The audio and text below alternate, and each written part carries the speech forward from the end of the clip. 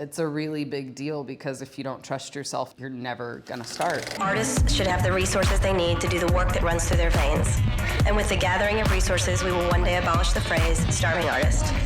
Day and night, the movement does not cease, for creativity never sleeps. We are Artist Uprising. Mom, how are you doing? Good. Oh, and by the way, before we get started, we didn't plan this. This right here, this. Oh, this is total synergy. Welcome to the Artist Uprising podcast. I'm your host, Cabus, here with our special guest, multidisciplinary artist, Mom. First off, thank you for doing this with us. I want to start off the beginning. What made you want to get started? I feel like one of my first memories with art was drawing Looney Tunes characters, just tracing them. I think my dad still has those drawings in our garage at our family home. I could be lying about that, so nobody go to my house, to my parents' house. But yeah, just drawing in daycare, tracing characters, also making those little Christmas tiles in elementary school when you would draw on them with Sharpie or paint markers. Yeah, just little projects and crafts from elementary and middle school. And from there, did you know at that time that you wanted to pursue art? Because art is kind of, from what I've known, is something kind of new in a way. Growing up, thought that I wanted to be a pediatrician at some point, but my reasoning behind that, I think I just thought that because that's what, it's a common profession that kids are introduced to. And I realized that I wanted to be a pediatrician because I wanted to paint my office and decorate it and do little cute paintings on the walls. So I think for a while, I didn't realize the undertone of what I was actually interested in. Right. But I participated in art pretty much all throughout my life, just never in a professional capacity. Where did you study at all for art in general? Yeah, so when I was in high school, I was in advanced art classes. I was lucky enough to go to a high school that had a film photography program. I learned how to do a little bit of digital rendering for building animations and things in a class in high school. And I went to college for textiles at UNT from 2008 to 2012. How much of what you learned from that period can you attribute to Mom, the artist today?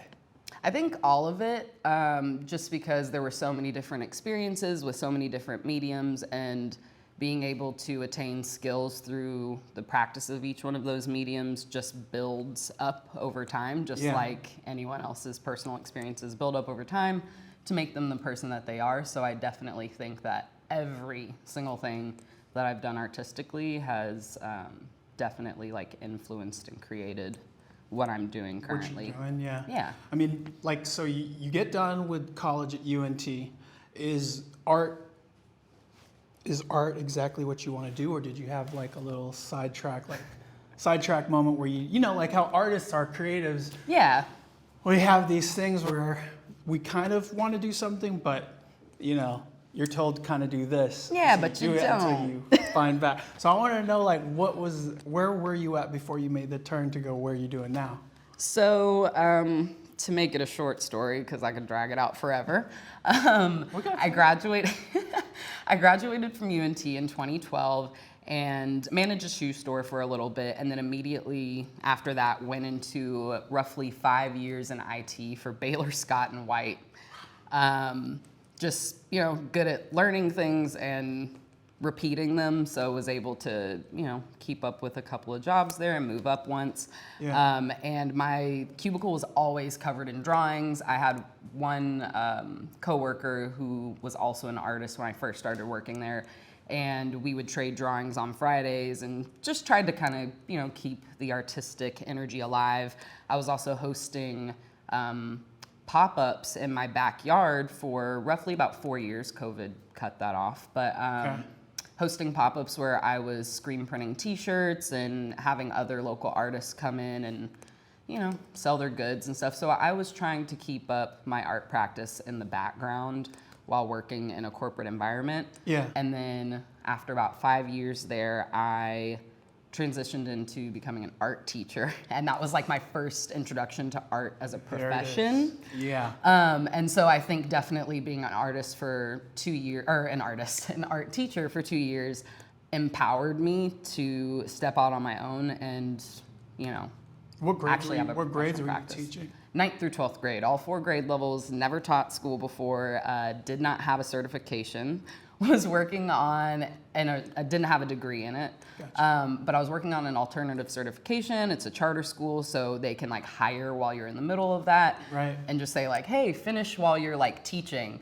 2 years went by, COVID happened, and I kind of bailed, but it was a really great experience, and it taught me a lot. How much of that experience in teaching and, you know, kind of like teaching 9th and 12th graders, like how much inspiration would you say that you got from them? And more so, like how much did you feel like you inspired them? I think it was pretty equal, I'd like to Mutual? say. Yeah. Yeah, mutual.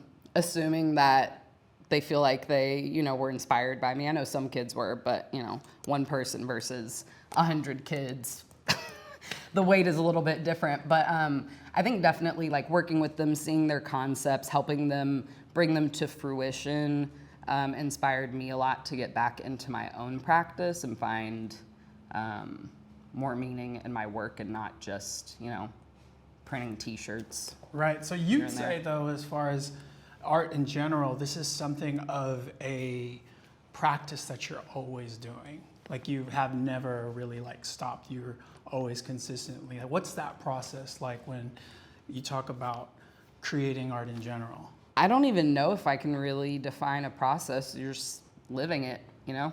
Love In your that. spare time, anytime you get, you're making something, creating, thinking about something creative. Now it has to be a lot more conscious because I'm on a schedule and I have to, you know, keep up with deadlines and commissions and things like that. But I think just throughout the years, the innate desire to want to create just makes it happen.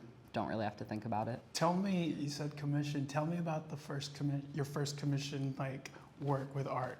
Technically, I was getting commissions before I painted because I was making like abstract landscape hoodies for a short period of time. Yeah. So after teaching for a couple of years, I quit my job and I'm sure we'll get to it, but opened a space that's like a store and studio. Yes. The first thing that I thought I was going to be doing there, the thing I thought that I was going to make a living off of was textiles and creating like merch for people. Right. So I think probably one of the first commissions in that arena was people asking me to make them like band shirts or some kind of like merch for their own business instead of doing my own designs. Yeah.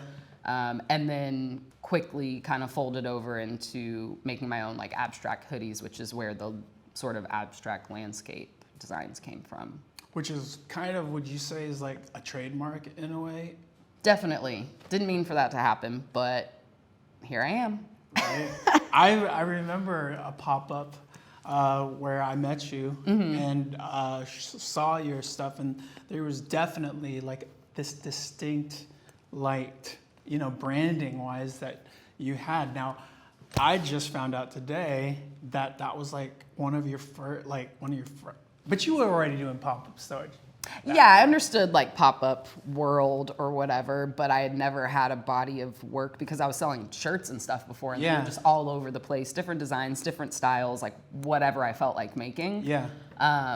But yeah, you meeting me in that arena, that was like a first glimpse at a more intentional attempt at trying to actually build an art career. As far as the commissions and stuff, would you say from that point on, like moving forward, you just continued to build what is, you know, what you're doing now, and the commissions start coming in and you get people asking, is it typically asking you to do, say, something like this, or are there specific, like, what's the difference between, say, a regular commission as opposed to something commercial?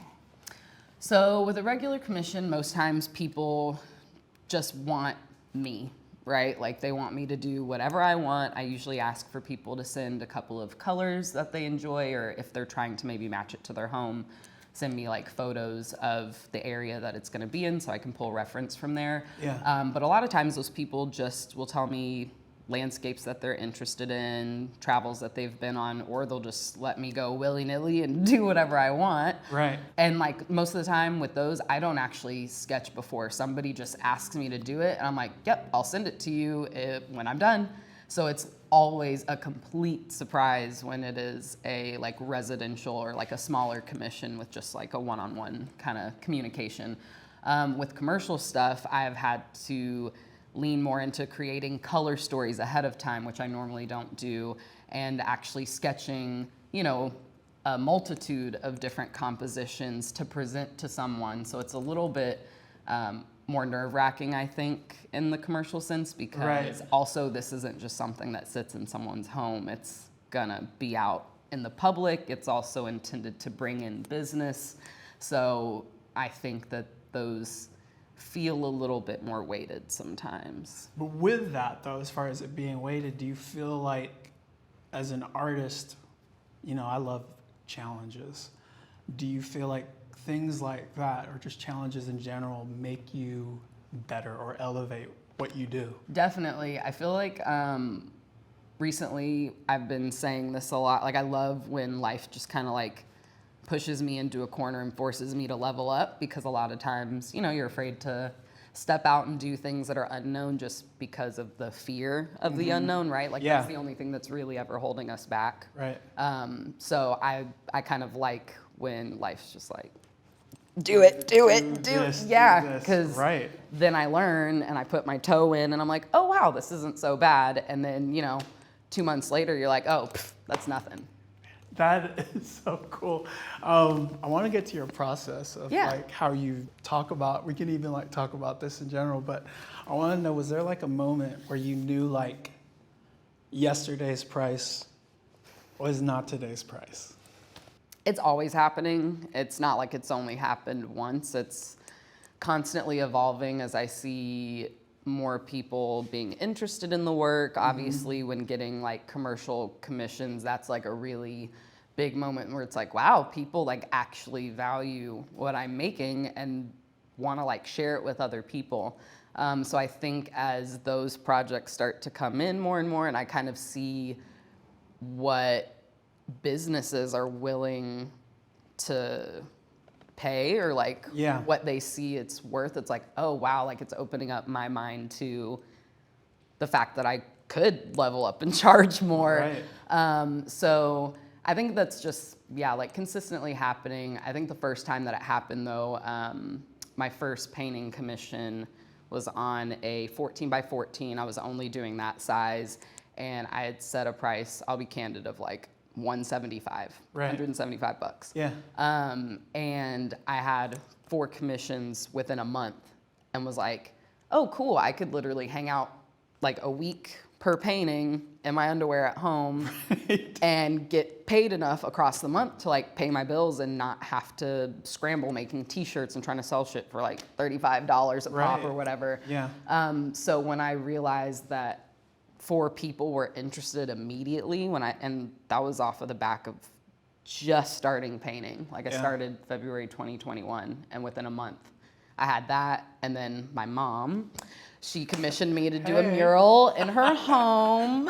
She has a dog gym in her house. She trains whippets. And so I did a mural in there, and I don't know, just every time like the projects got a little bit bigger or just another person inquired about it, that's always motivation to kind of reconsider, am I valuing myself at the right amount or level, you know?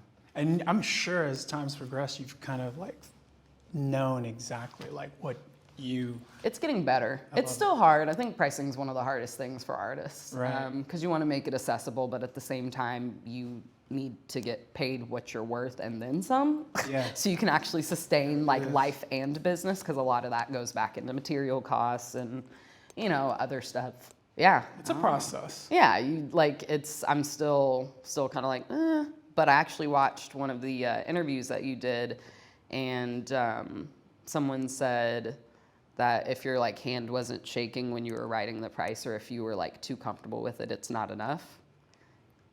Been trying to live by that for the past couple months. Yes. Yeah. That is, shout out to our podcast. Yeah, seriously. I'm like, I forget her name. Sorry, no disrespect, but it was the Crown magazine. Yeah. Jasmine. Yes. Good. Jasmine. Shout out to Jasmine. Yes, shout out. Because that's my new thing. I've already told like 4 or 5 people that same thing. I'm like, fucking do it, man. Like, not shaking. I was at a market the other day and someone sold me this photo booklet for $15 and I was like, girl, no. And I like had a whole conversation with her and told her about the podcast. So. Oh, yes. I love this. Yeah. So someone's going to see this and learn something from what you said, you know? Hopefully. Well, we were talking about process. I want to know the process of, say, this right here. What are you seeing at first when you're putting this together? Like, what is this right here that we're looking at? So normally I start with a blank wood canvas and I paint it pink. I love painting on top of light pink. I feel like it adds just a little bit of like depth or richness to the other colors, but also having a color already on the canvas helps you to make decisions quicker because you're not impacting this perfect, raw, precious, thing. Yeah. So normally I'll just paint it pink, and then depending on maybe what the assignment is or how I'm feeling, I will start with a framing element. So at the beginning, I really started mostly with just these huge circles in the center. But now I've started moving into arcs and like pushing them into corners, not including them sometimes.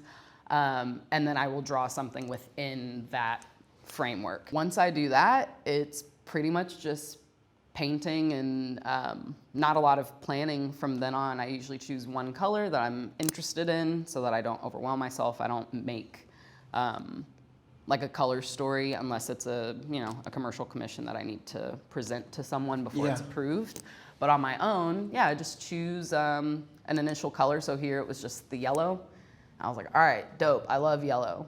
And then I just chose a second color. So usually in my color process, because a lot of the pieces have roughly like 10 to 15 colors, maybe even sometimes more than that, you just focus on the characteristics or the traits of the color. Instead of trying to understand color theory or figure out what matches what and how it's gonna go, I just let it go.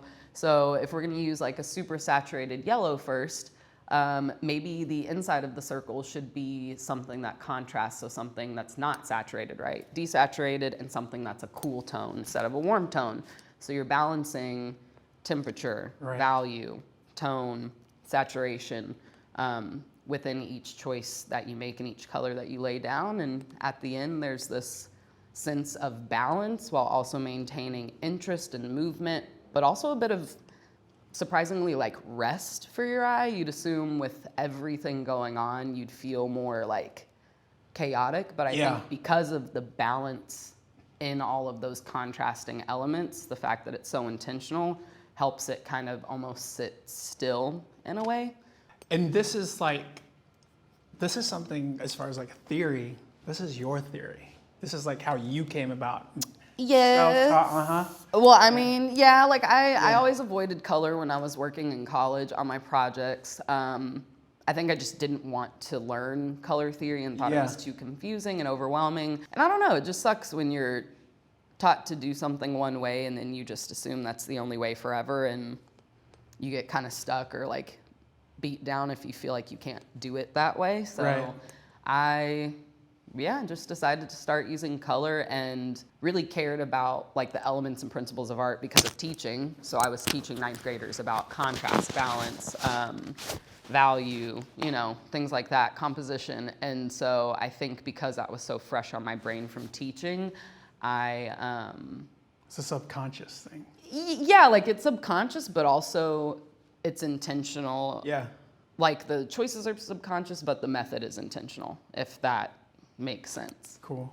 No, it does. It does. I'm like sometimes stuff's scrambled in here like that, but it makes sense to me. You've been able to, because it was around the pandemic when everything started going for you, like with your stuff. And a lot of people during that time were stuck at home or, trying to figure out a way. And you actually grew your business online through social media. Yeah. How much of, how did you, one, kind of make that happen, and how much have you seen, your business grow because of the work that you do on social media? I think a lot of it has to do with like consistency and a bit of repetition, especially on the online platform. I know for a while before I started getting into this professionally, I used to actually kind of look down at creators online who were just literally doing the same thing over and over and over. Like I would find an account, I'd be like, wow, this is super cool. And like a year later, I'd be like, wow, I'm fucking tired of this. Like, you know, I'd be so over it. And I would usually unfollow, and I was just like, ugh, like why does everybody just do the same thing all the time?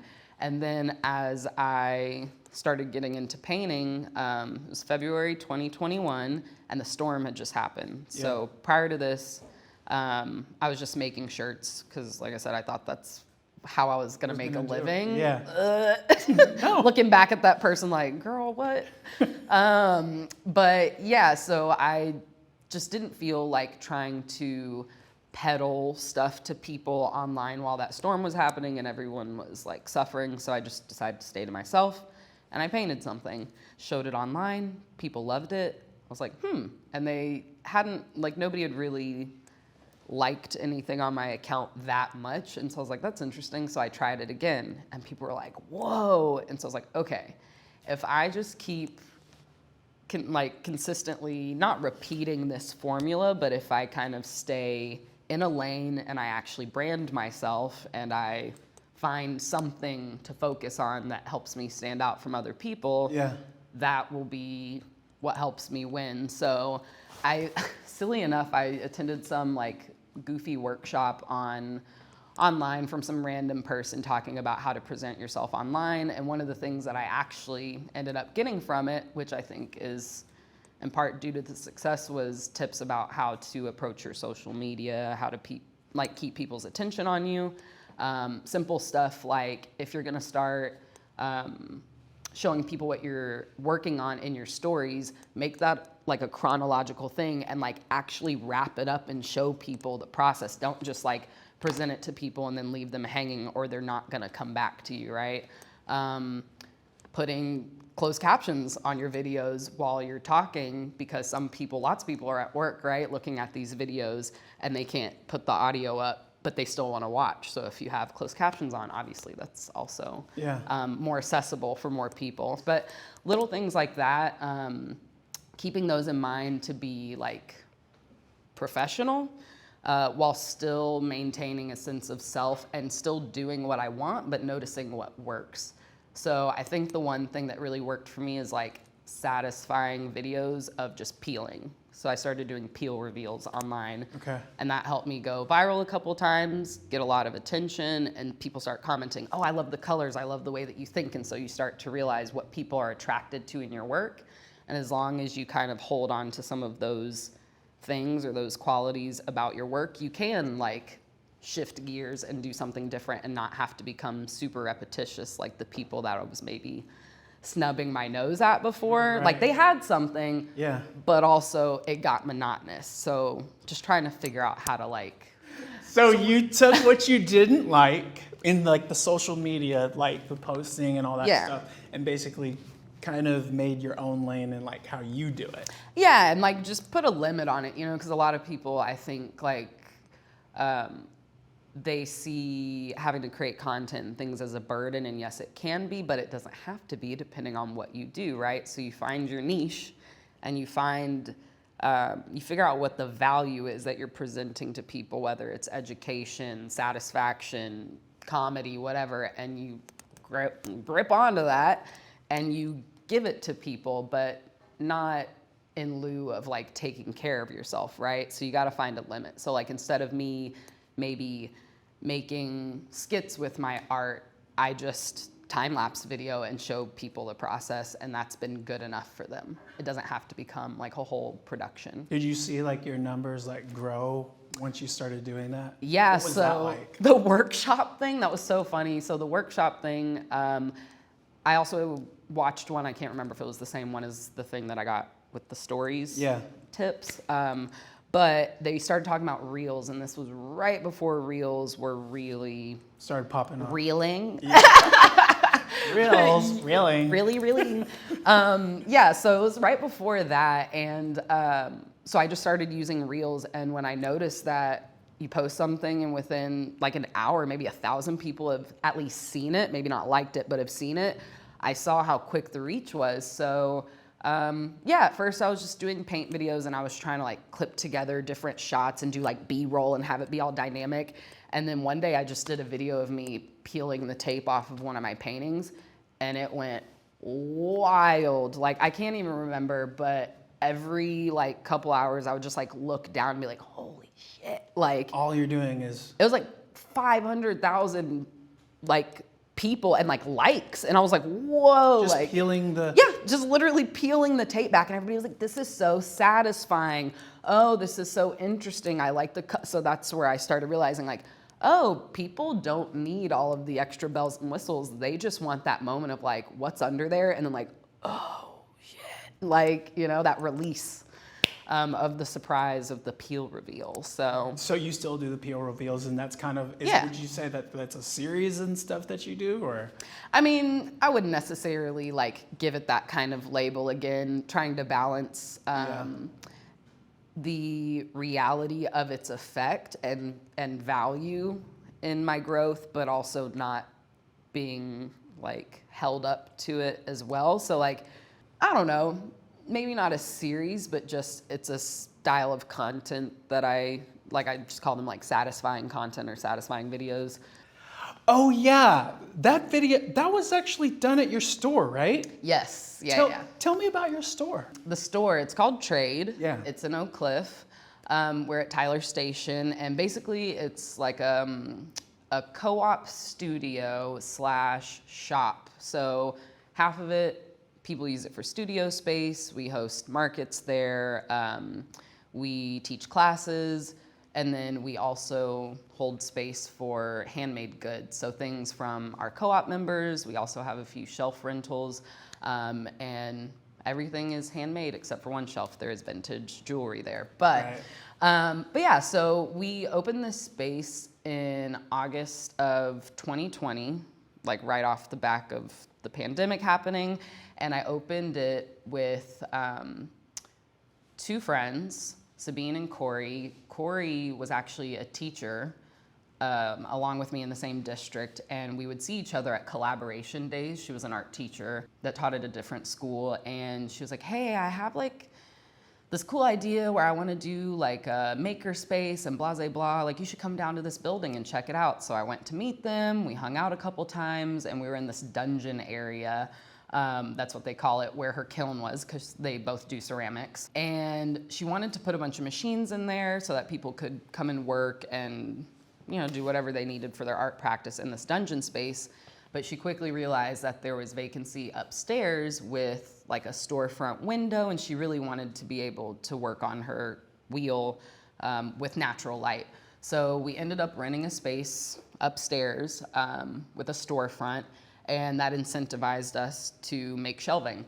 So it kind of tumbleweeded from there and became what it is today. And like I said, now we have like markets and classes and things of that nature, but it was somebody else's brainchild that I was lucky enough to be trusted with like joining in on. I mean, that's cool though, as far as like finding another person that does what they do. I want to touch on that a little bit because, you know, as an artist, you know, in the creative space, there's so many other artists in, you know, the community and whatnot. Tell me what community from the aspect of being an artist means to you. Community is the main reason why I enjoy trade so much and a really big part of why I am in it. Yeah. When I first started, I was very like isolated and wasn't really like socializing with people, and thought that, you know, off of that month of commissions that I had, I was like, hell yeah, I can like sit in my house for an entire month and not have to communicate with anybody, and I could just paint this stuff and send it off to people. Like, that's dope. I don't ever have to see anyone. But we have trade, right? And I have to go there. I have to work shifts. I have to help with programming. I have to teach classes and run markets and stuff. So that's the place that actually brought me out of my personal dungeon in my home, and gave me more community. So along with that came other people's experiential knowledge, advice, different perspectives. I've just learned a lot from opening up and meeting a bunch of people in the community. Most people are really nice. I shouldn't say everyone, because that's obviously like an actual lie, but no, you're being honest. It's like I don't have any grudges with people, but just saying, most people are pretty like open and honest and are willing to, give feedback and advice. And I feel like I wouldn't be this far this fast if it wasn't without community, because people have also spread my name. Like an example would be having trade and doing markets. Sam Lau, when she started rug tufting a couple of years ago, she did her first market with her rug tufted work at our space, and she ended up filming it for her YouTube channel. And Jinsey, the owner of Sweet Tooth, I believe saw that video, saw my work in the background, and invited me to apply for Sweet Tooth, and that's how I got that gig. I've had people mention my name when I'm not in rooms. That's how I'm literally sitting here, because Megan brought me up, right? Right. So I think that community is really important, and it's good to like know the people in your space while still maintaining some realistic boundaries, obviously. Tell me about, you mentioned the Sweet Tooth Hotel. They've been guests on our show. Tell me about the installation. What was the process behind that? So it was about a 3-month process, and I had to apply and create a proposal. So like anyone could apply. You don't need to be invited. And essentially they give you, a room or a space, and you just come up with an idea. So I wanted to involve or include my paintings that I had just been doing. I wanted to do a huge mural that would wrap around the space. And then I was like, okay, what else would go with this? Landscapes, obviously, I should probably build an external landscape in this room. So I started exploring new mediums, like I used EVA or Isolon foam to create oversized flowers that I sculpted with heat and hot glue. I installed turf for the first time. I sculpted 300 tiny little clay snails and painted 3 coats on each one, and like coated them and put little flowers in their shells and like planted them all over the space. I've been there to that. Yeah. You literally just learned all that and then just did it. What? What? Yeah. Yeah, that is so.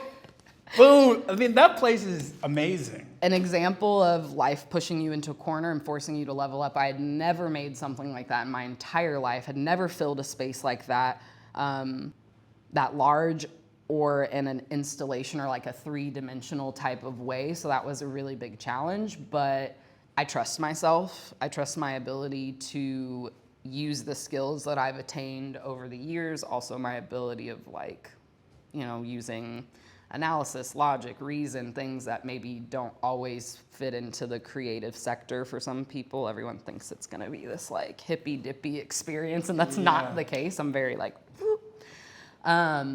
But yeah, I sketched out something that I wanted to do, and then was just like, I'm just gonna figure out how to do it. So watching YouTube videos, asking advice from people, looking things up online, like that's what I do first always, is just look it up, use Google.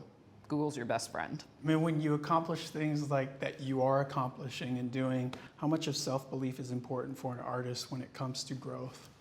Extremely, expoundingly, like it's a really big deal, because if you don't trust yourself to take on, the new challenges or to get something done, like you're never gonna start, right? So how are you even creating anything at all? Right. Like you've gotta have that trust and believe in yourself. Yeah, to be able to move forward. Otherwise, you're gonna be really stagnant. And if you don't believe, then like, who the hell else will? Right? Like that shit is supposed to radiate off of you. Yeah. It should radiate off of you. When you leave a space, someone should be like, damn, that person. Yeah. Yeah. What does the rest of 2022 look like for you? Ooh, so I actually just relaunched a painting class that I do at Trade.